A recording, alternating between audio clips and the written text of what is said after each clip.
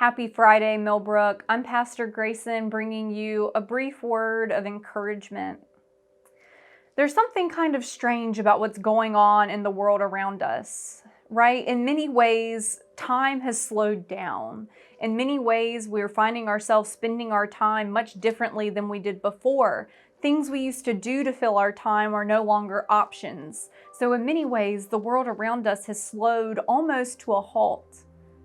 But in other ways, the world seems to be moving so fast. It seems like every day there's new information to update ourselves with. It seems like every day is filled with back-to-back Zoom calls or back-to-back commitments, or an overwhelming sense of, I need to go to the grocery store, but I forgot my mask and I've spent time doing that. And it seems on one hand, time has slowed, and it seems on the other, life has become much more complicated.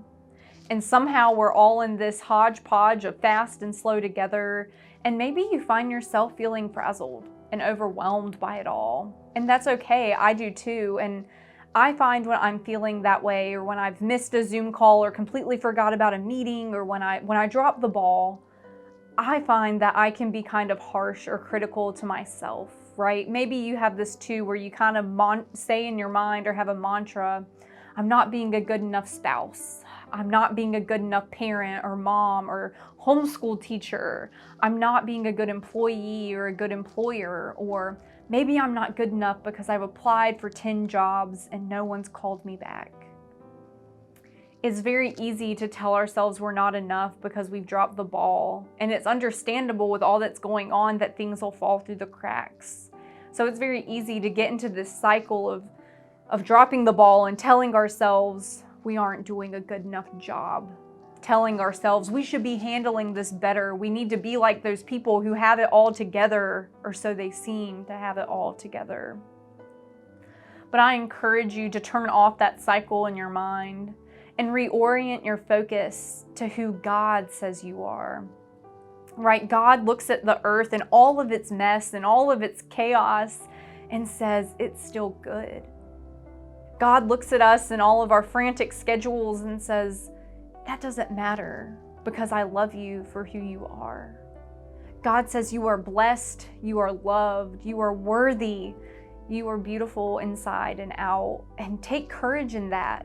God tells us we are enough.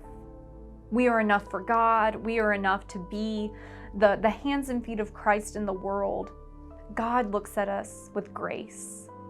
So next time you're feeling overwhelmed and you start to use some of that self-deprecating language, or when you start to put yourself down, remind yourself that God pulls us close and reminds us that we are enough, even when we drop the ball. Let us practice extending grace to ourselves.